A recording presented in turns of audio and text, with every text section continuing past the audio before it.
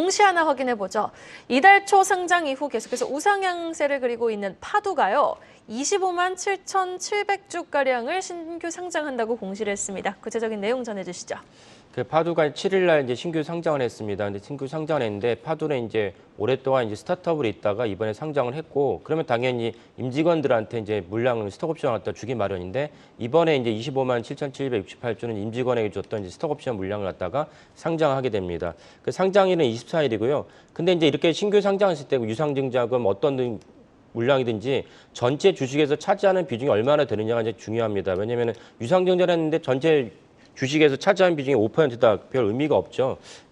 별로 이렇게 주가에 큰 영향 끼치지 않는데, 이번에 파두가 스톡옵션에 따른 25만 주가 전체 총 주식 대비 0.53% 불과하기 때문에 그 파두 때 이후 신규 상장 때문에 주가가 영향을 받을 일은 없을 거라고 이제 여겨집니다.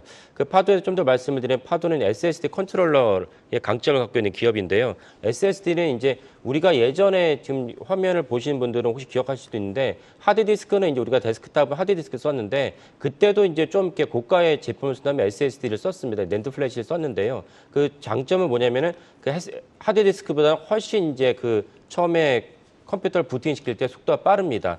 근데 이제 낸드가 있고 디램인데, 디램은 이제 데이터가 전원이 꺼지면 데이터가 꺼지는데, 그 낸드는 데이터가 꺼져도 여전히 데이터가 남습니다. 그러니까 하드디스크보다는 속도가 빠르고 그 디램에 없던 이제 데이터를 갖다 보관할 수 있는 장점이 있기 때문에, 지금은 이제 대부분의 이제 데이터 센터, 예를 들면 뭐 메타라든지 구글이라든지 아마존 같은 데는 다 SSD를 씁니다. 그래서 SSD가 이제 전체적으로 메모리 시장을 갖다 주도하기 마련인데, 여기서 주목할 만한 점이 낸드 시장이 우리가 잘 알고 있지만 삼성전자가 1위고, 그다음에 키옥시아, 그러니까 일본의 키옥시아가 이제 2등, SK 하이닉스가 이제 원래 3등 정도 있다가 인텔에 이제 솔리드함이 인수하면서 2등으로 올라섰다가 뭐 다시 그 키옥시아랑 격추를 벌이고 있습니다. 그런데 SK 하이닉스의 결정적인 단점이 무엇이냐면은 그 SSD 컨트롤러 기술력이 없습니다.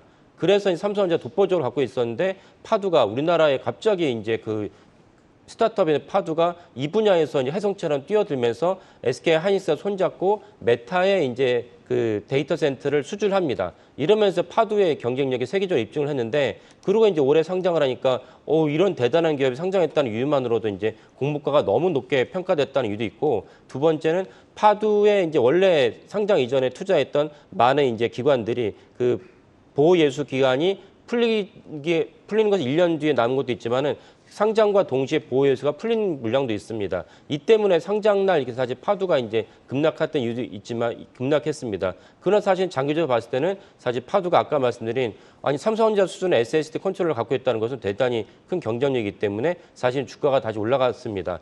참고로 이제 그러면 보호예수 기간을 말씀드리면, 포레스트 파트너스가 보호예수 물량을 전량 매도했는데 아직까지도 이제 1년짜리 보호예수 기간이 1.8% 갖고 있고, 3개월 미만이 5.1%, 그다음에 사모그린 임페스도 역시 3개월 정도의 보호예수 기간을 갖고 있습니다. 그러니까 이런 보호예수가 떨어지면은, 물량 때문에 주가가 떨어지면은 그때 이거를 오히려 그 매수 기회로 감안해서 추가 수익을 노리시는 게 어떨까 싶습니다.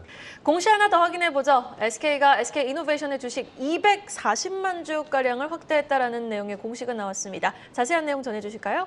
그 SK이노베이션은 이제 유화 기업으로 많이 알려져 있지만, 그런 사실 시장에 주목하는 거는 석유화학보다는 사실 SK이노베이션 산하 부분이 이제 SK온 2차 전지 그 셀에 대해서 이제 갖고 있기 때문에 여기에 주목을 하고 있습니다. 이번에 SK가 SK이노베이션 주식을 갖다가 유상증자에 참여한 것도 결국은 SK온에 대해서 이제 그 자금력을 갖다 도와주기 위해서 모 회사 입장에서 참여했다고 보시면 되고요. 그 단가는 15만 8,900원이고 240만 주, 약 240만 주를 갖다가 인수하기 때문에 전체 3,800억 정도를 갖다가 자금을 지원했다 이렇게 보시면 됩니다. SK온은 이제 작년 12월 이후에 지금까지 8조 원 정도를 조달했는데, 그 SK온 입장에 약간 억울한 측면이 있습니다. 뭐냐면은 사실 LG 1등 기업인 LG 에너지 솔루션 저는 빨리 상장하고 싶어 했는데, 그때 뭐 다 아시겠지만은 LG 에너지 솔루션이 상장하면서 엄청난 비난을 받았기 때문에, 그리고 작년 대선에서 대선 주자 3명이 모두 이제 그런 일을 없도록 하겠다라고 이제 공언을 했어요. 그러니까 SK온 입장에서는 이제 상장이 좀 어려워졌고, 근데 이제 자금은 필요하고 이러니까 이제 그 임원들이 막 전 세계를 뛰어다니면서 작년 이후로 8조 원 정도 도달해서 미국에 특별히 주목을 해서 많이 공장을 짓고 있습니다. 그러다 보니까 이제 장점도 생겼는데 뭐 우리가 알다시피 IRA, AMPC 첨단 제조업 세액 공제가 SK온이 상반기만 1,670억 원에 대한 그 혜택을 받습니다. 이 때문에 이제 SK온이 이제 23년도에 에비타가 이제 흑자로 돌아설 것이 거의 확실시 보이고 24년도 영업이 흑자도 가능해 보인다라는 것이 이제 시장의 어떤 전망입니다. 근데 이제 아까 말씀드린 그 AMPC를 갖다가 반출을 해보면은 AMPC 1,670억 원이라는 게 LG 에너솔루션과 비교를 해봤을 때 사실 SK온의 공장 가동률이 30%밖에 되지 않는다는 추정입니다. 그러니까 공장 가동률이 낮은 이유는 그 수율이 낮기 때문인 거고 수율이라는 건 사실은 뭐 그게 큰 첨단의 기술이 아닙니다. 계속 시행착오를 거듭을 하면서 안착을 시키면 되는 문제인데 SK온은 아무래도 LG 에너솔루션보다 이제 뒤늦게 이제 뛰어들었기 때문에 수율을 안정시키는데 좀 어려움을 겪었다. 그러면 이제 상반기에 그 공장 가동률 30%는 얘기는 하반기에 높아질 것이고 내년에 더 높아질 것이기 때문에 그래서 내년에 영업이익 흑자도 가능성이 있다라고 봅니다. 그렇다면 LG에너솔루션보다는 SK이노베이션이 SK온이 좀 시장에서 저평가받고 있기 때문에 상대적으로 투자를 한다면 LG에너지솔루션보다는 좀 더 그 투자 기회가 높지 않을까라고 보고 있습니다. 그리고 추가로 한 가지 말씀드리고 싶은 것은 SK온이 올해에 이어서 내년에도 엄청나게 미국에서 이제 공장을 증설을 합니다. 이건 이제 IRA 때문이기도 한데요.